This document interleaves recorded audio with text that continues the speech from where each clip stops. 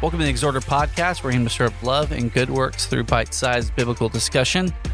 Welcome back. It's been a few weeks since we've had any new episodes, and we had the holidays, and there's a lot of projects that came up, but we're starting off the new year strong, and we're excited to get going for 2025. We've had a lot of listener requests, and we're going to try to address some of those in the next few weeks if we can.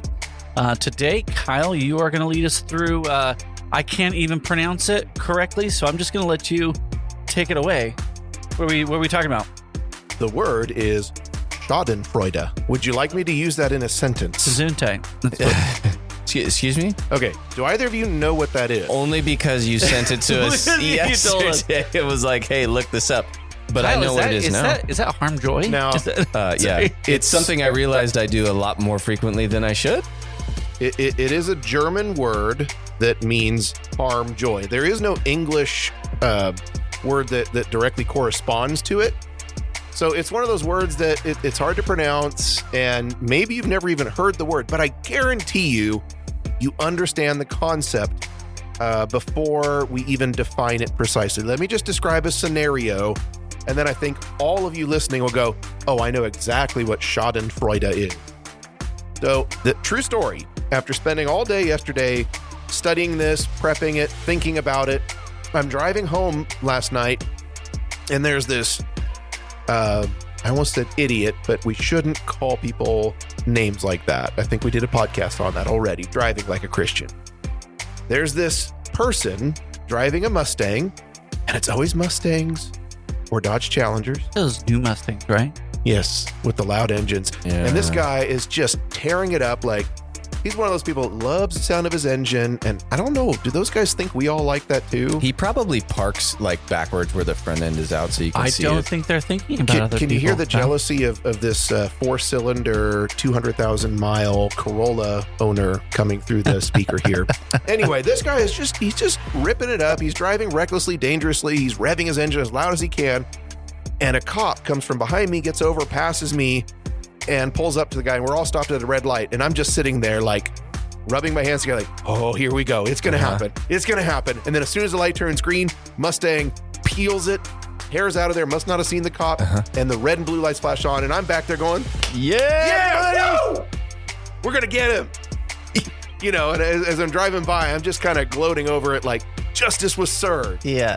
All right. Do you know what Schadenfreude is then? Yeah, I do now. It's simply having joy or rejoicing in someone else's calamity or misfortune. Yeah. Now, the problem with this is there's a There's a problem. So that's with a that. bad. Okay. Yeah. Sorry. This is It's a bad thing. Well, this is prevalent in politics. Well, this can come in many forms. This is a very nuanced idea.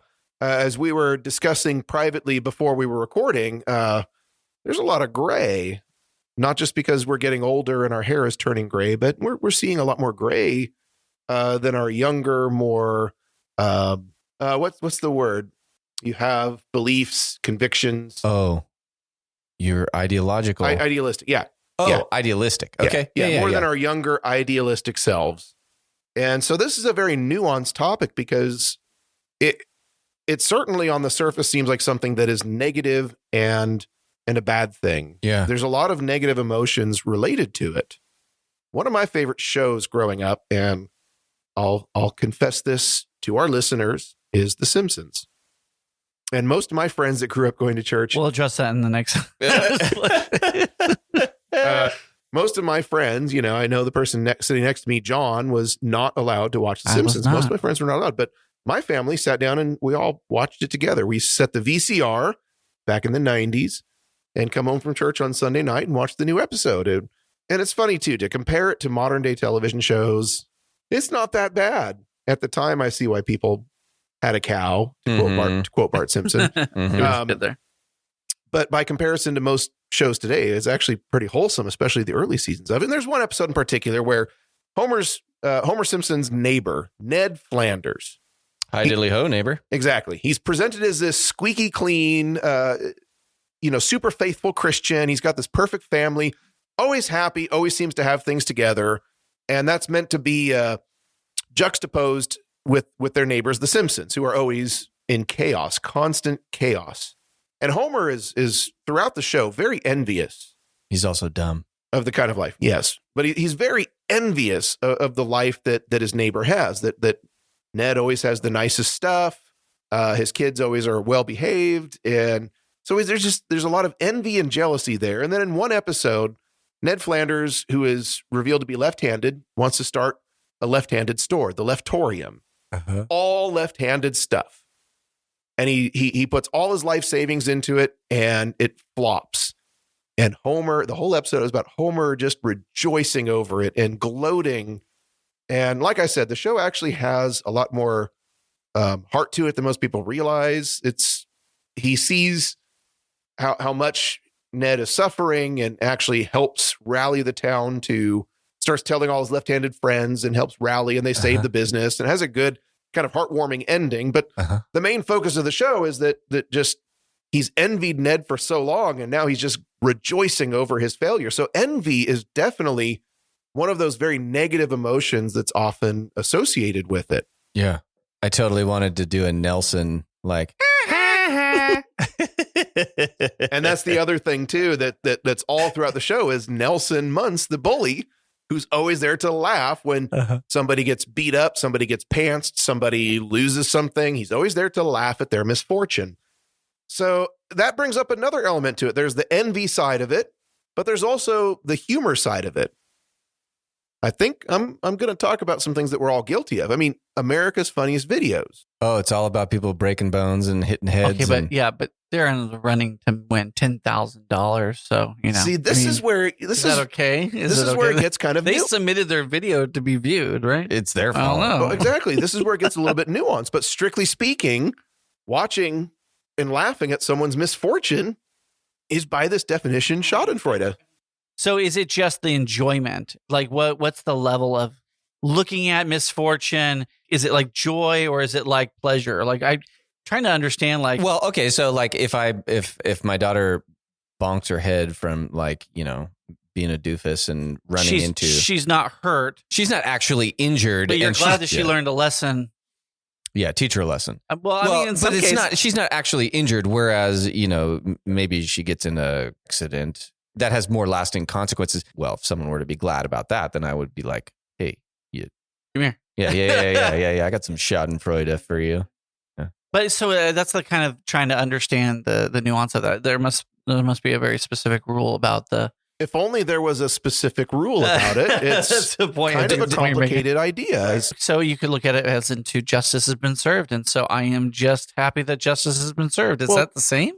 There's another aspect of it. So we see it in different areas. Simple humor, and that requires some critical thinking as far as, am I laughing at someone's serious misfortune? Because none of the people on America's Funniest Videos, they're not there like in a neck brace, paralyzed from the waist down, and we're laughing at them. Right. It's pretty low stakes. They slipped and fell in the mud or something. Yeah. There was no long-term issue as a result of the thing that happened in their video. So technically speaking, that is what we're talking about. But it's not the same thing as envying someone and relishing when they fail because I'm jealous of what they have and I love seeing them fail. Right. Or when a foreign leader or a leader that you didn't like gets assassinated and you're like, right. Okay. So there's the envy side, there's the humor side, which is itself not always wrong. There's kind of a light side and a dark side, to use some Star Wars terms. We have to use a Star Wars illustration in every episode. And so on the darker side, you have envy, but on the lighter side, there's simple humor. This is a hard one to categorize, is there's Schadenfreude over justice. So Osama bin Laden, after 9/11, all of our focus as a nation, our political leaders, our military was focused on finding, please silence your cell phones. That was you, John. Don't look at me and blame me. Is it my laptop? Sorry, I just have phones everywhere. Oh my goodness. His burner phone for his girlfriends. So, Kyle, this is a really good point because the Bible talks about both of these things, like not rejoicing at people's calamity. Sure, and yet there are verses that talk about, I think maybe in the Psalms or Proverbs, where someone's happy that justice has been served. And that was obviously the misfortune of another. And that is where it can feel at times like the Bible is talking out of both sides of its face there. Proverbs chapter 24 and verse 17 says, "Do not rejoice when your enemy falls. Yeah. And do not let your heart be glad when he stumbles, lest the Lord see it and and it displeases him, and he turn away his wrath from him." So you do have that warning. Don't take pleasure in rejoice in your enemy in his failures. But then we do have other examples where we are pretty much told to do that very thing. And we have lots of examples in the book of Psalms. We have what's called the imprecatory psalm, and its language. And there's quite a few of them. When you start reading through the book, there's 150 psalms, and quite a few of them are imprecatory, asking for God to take action against your enemies. And so there are quite a few scriptures like that. Well, yeah, Psalm 58:10, "The righteous will rejoice when they see vengeance done. They will bathe their feet in the blood of the wicked." Well, that's a pretty gruesome image. Wow. But it's biblical. There's an extreme example of Schadenfreude. Well, then, I've got one proverb. We just read Proverbs 24 that says, "Don't rejoice in your enemy's failures." But then Proverbs chapter 11 and verse 10 says, "When the righteous prosper, the city rejoices. They shout for joy when the wicked die." Yeah. And I know that this is personification in Proverbs 1, but I think it's talking about wisdom and folly. It says, "I in turn will laugh when disaster strikes you. I will mock when calamity overtakes you." There's an example, I think, of Schadenfreude. All right, so in Jeremiah chapter 11 and verse 20, with regard to Babylon, and we remember that Babylon was sent by God to punish the wickedness of the people of Judah, but they're still the enemies. And so Jeremiah says in chapter 11, verse 20, "But, O Lord of hosts, who judges righteously, who tests the heart and the mind, let me see your vengeance upon them. For to you I have committed my cause. O Lord of hosts, who tests the righteous, who sees the heart and the mind, let me see your vengeance upon them." So he repeats that a couple of times in his book. And all over. Deuteronomy 32, verse 43, Moses tells them to rejoice, O nations, with his people, for he will avenge the blood of his servants. He will take vengeance on his enemies and make atonement for his land and people. Maybe one distinction I'm seeing here, are you guys seeing the same thing? That there's a difference in rejoicing over the calamity of your personal adversary versus in a more corporate sense. The adversary of God fails. Do we rejoice because, justice was done? Do we rejoice because God won? Can that be isolated into people, or is it kind of like separating the sinner from the sin kind of thing? Like evil is being beaten, and therefore we are glad at that. But individuals, we don't want to see individual souls condemned. Is that kind of?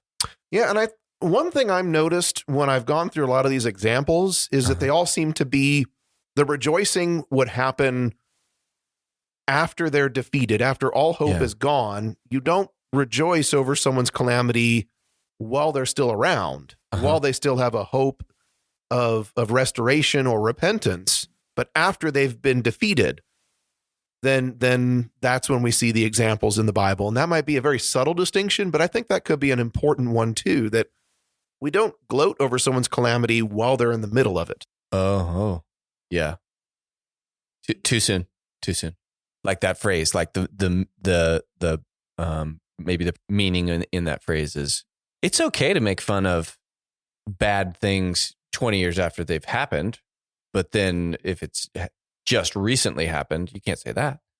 That's why people say too soon, So I think that could be a fair distinction, is that we don't rejoice over someone in the midst of it or before their calamity is complete. In the Bible, they seem to be rejoicing after their enemies. They might call for vengeance from the hands of God, for him to take action. Again, we always have to remember Romans chapter 12 that talks about in verse 19 that vengeance is mine, I will repay, says the Lord. Mm-hmm.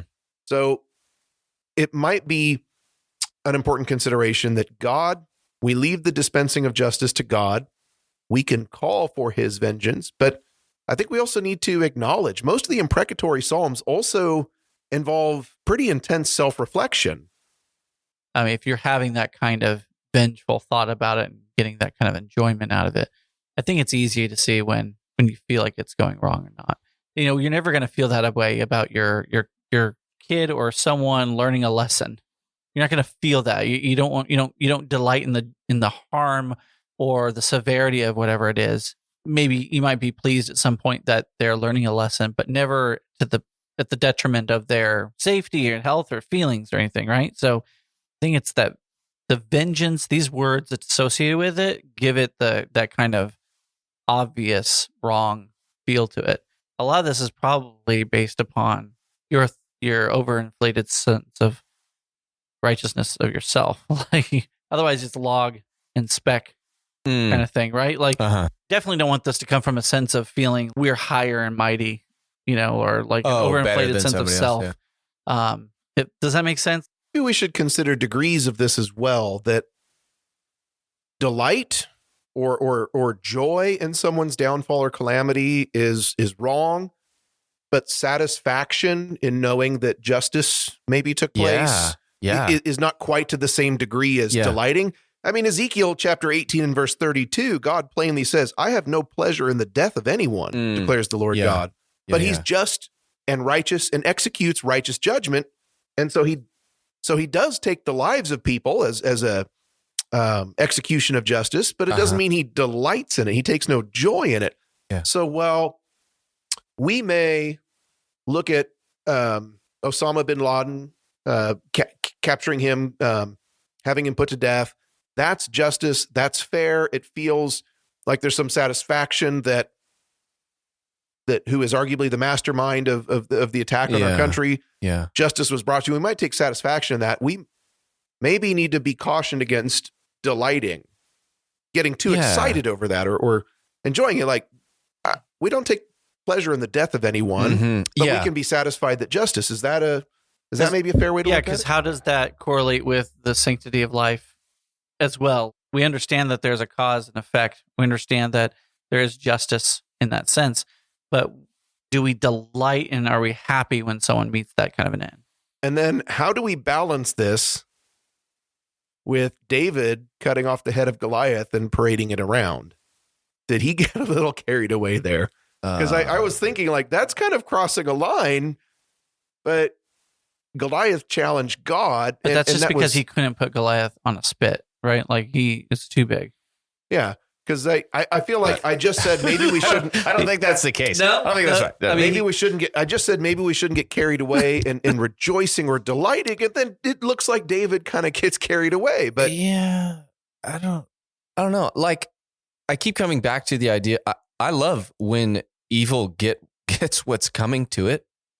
But does that necessarily mean that I want that person to burn in hell for all eternity? Like, I wish they would have changed. Well, consider what it says in Revelation chapter 18 and verse 20 regarding Babylon the Great. Yeah. Rejoice over her, O heaven, and you saints and apostles and prophets, for God has pronounced judgment against her on your behalf. Yeah. Yeah. And like evil lost. Without getting into it, there's different views on Babylon the Great. I'll just suggest that is Rome who persecuted Christians. Yeah. And then similarly, Revelation also talks about Revelation chapter 19. After this, I heard what seemed to be the loud voice of a great multitude in heaven crying out, Hallelujah, salvation and glory, power belong to our God, for his judgments are true and just. He has judged the great prostitute who corrupted the earth. So all throughout Revelation, there are these images of rejoicing over the enemies because, and their downfall, because it was an expression of God's righteous judgment. Yeah. So when it's evil, we should rejoice in a certain way when it is God claiming victory in judgment over evil. Do we rejoice that evil lost or the good won? Well, I mean, do we lie to ourselves too? Do we kind of, as long as we say glory to be God, justice was done. Yeah. Are we kind of whitewashing it as well? See, I knew this was going to be a fun one for us to discuss. I wish you guys could see this. There is a lot of furrowed brows going on right now. There's a lot of gears turning in our heads right now. I think here's the thing: let's say where it comes I was to talking, John. That's okay. You like to talk over people. Go ahead. No, you first. I But I would like to say something. I understand that death through justice exists, and I'm okay with that. I'm okay with the death penalty. I'm okay with life ending as a matter of justice. I think that is a biblical principle. Right, I'm okay with that. But being okay with that and understanding that is there's value in that, there is justice in that, is different than enjoying it. You see all these times where people forgive someone for taking the life of their kid and stuff, in a courthouse. Yeah. Now, that doesn't mean that they don't have cause and effect and that they shouldn't have consequence for their actions, right? Yeah. But you have a situation like that where you see someone taking that higher road where forgiveness is. It's hard to then think, okay, someone doing the opposite, fry them. Just being so exuberantly glad about it. I can't say being in the same shoes. I would know what I would feel, but there's something that does feel off about that, right? That when you would have that kind of joy in something like that, and maybe that Schadenfreude is, maybe I'm going to the extreme with like death penalty and that kind of justice with Schadenfreude. Maybe it's like literally like the guy getting pulled over by the cops. It's maybe that's what I mean by it comes in degrees, because maybe I shouldn't have gotten so animated with the Mustang, the loud Mustang guy that got pulled over. I mean, rolling down your window and cheering and clapping. It was probably I probably got too excited over what was probably end up being a bad day for that guy. Yeah. But also he's driving around like an idiot. Like an idiot. Yeah. I'm not calling him an idiot. I'm saying his behavior was idiot-like. Now, what if that guy was driving erratically, putting other people in harm, and they got pulled over? You're always going, where's the cop when you need one, right? And so they actually got pulled over, and you're thinking, thank goodness. Well, thank goodness. I'm so happy that person was humbled and taken off the road at this point in time, because someone could have been hurt.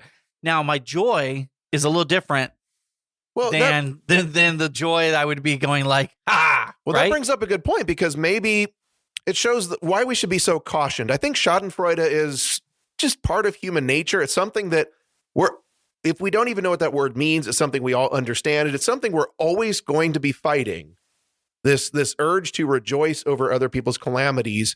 And I think we do need to be careful, understanding that it isn't an all bad thing, but also I think we always need to pair it with self-reflection and just caution ourselves from getting carried away with it. Because why was I so excited? Well, it's probably because all the other times some person who is driving like an idiot cut me off or sped by me really fast in a dangerous way, and there was no cop, like you just said, John. Where is a cop when you need one?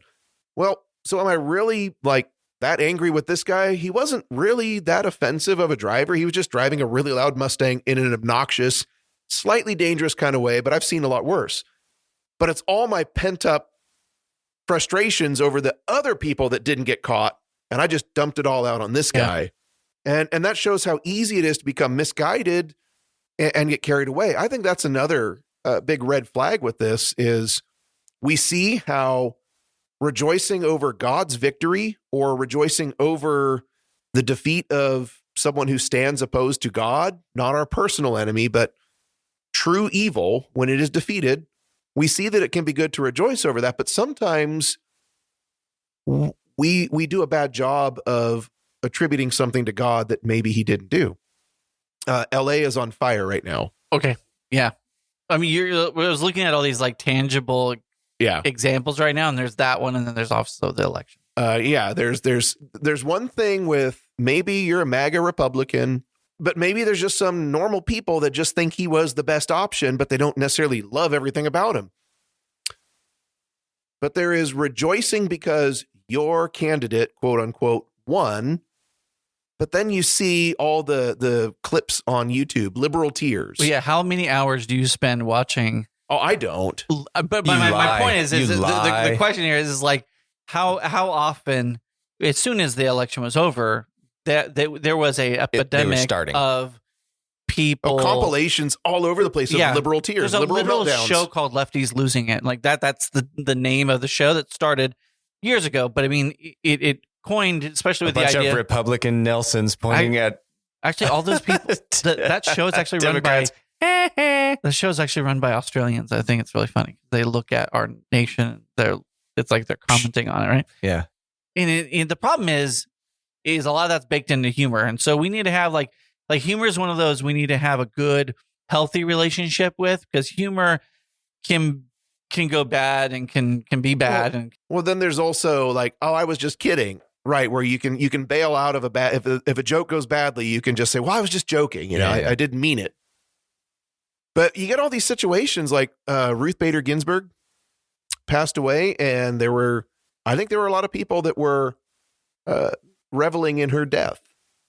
And I don't know that was a good look for Christians. Well, I shouldn't say I don't know. That wasn't a good look for Christians. Well, and getting back to the LA fires, is I have seen a lot of people, not a lot, but I have seen some videos going around Facebook suggesting that the day after the Golden Globes, there's jokes about no one acknowledged God. Haha, we're such a godless city. Then the fires break out. Yeah. I think we're quick sometimes to attribute something to the working of God that we just don't know. God is active in this world. He's sovereign over the whole world, but I'm not going to be so presumptuous as to say, well, that was God doing that when I don't know. It's interesting. As we're talking, I'm really thinking about like, I am so glad when evil loses and good wins, just generally speaking, like what I sure, and I look at the political realm because I think there are things in the political realm that are evil. And I think that there are things and people who represent good things. And I am happy when the evil loses and the good wins, in my opinion. But then I think about like an individual on death row. Maybe they committed a serious crime a long time ago and now they're going to die. Am I glad that justice is administered? Certainly. But could I potentially look at that person and have some empathy and go, you made a mistake, and the result of that is you losing your life. And am I going to rejoice at that? Another thing to think about too is, do we Schadenfreude? Am I saying it right? You have to say it right. Schadenfreude. Schadenfreude. Just like Joshua. So, do we see this in the church?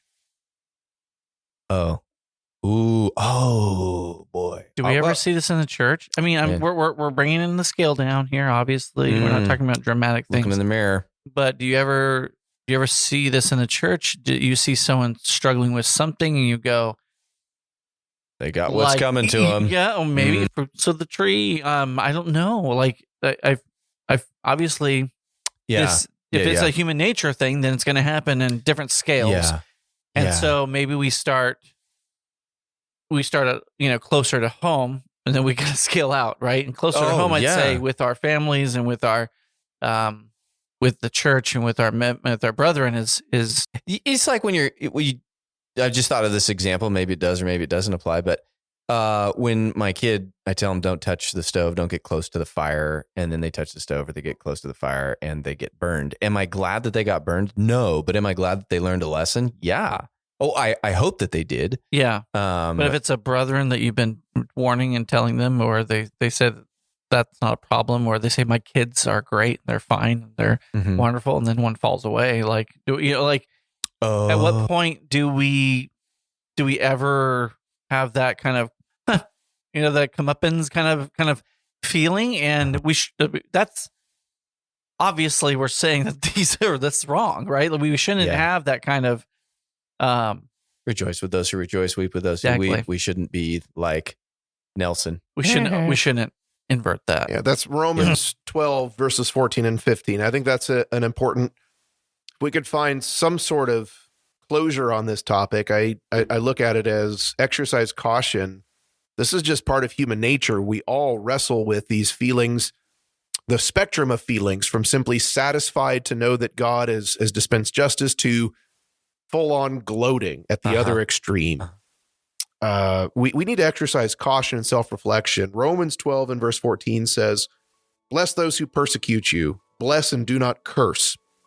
Rejoice with those who rejoice, weep with those who weep, not rejoice with those who weep or over those who weep. Similarly, Jesus said in the Sermon on the Mount, love your enemies and bless those who curse you.